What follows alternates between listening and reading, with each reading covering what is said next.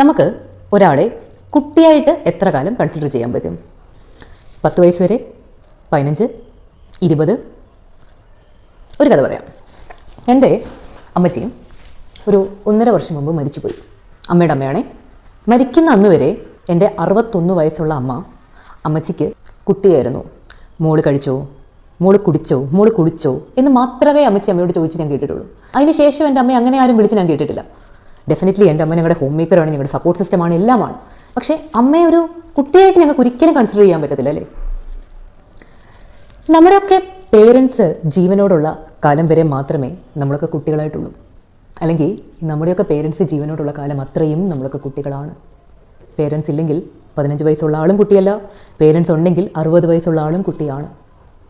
ഇന്ന് നമ്മളെയൊക്കെ കുഞ്ഞുങ്ങളായിട്ട് വെക്കുന്ന നമ്മുടെ പേരൻസിന് ഈ വീഡിയോ അയച്ചു കൊടുക്കാൻ പറ്റിയാൽ അയച്ചു കൊടുക്കുക.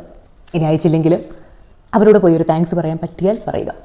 നമ്മളൊക്കെ ഇപ്പോഴും കുട്ടികളായിട്ട് വെക്കുന്നതിന്, ഈ ലോകത്ത് നമ്മളെല്ലാവരും ജോലി ചെയ്യുന്നവരോ പഠിക്കുന്നവരോ ഒക്കെ ആയിരിക്കും.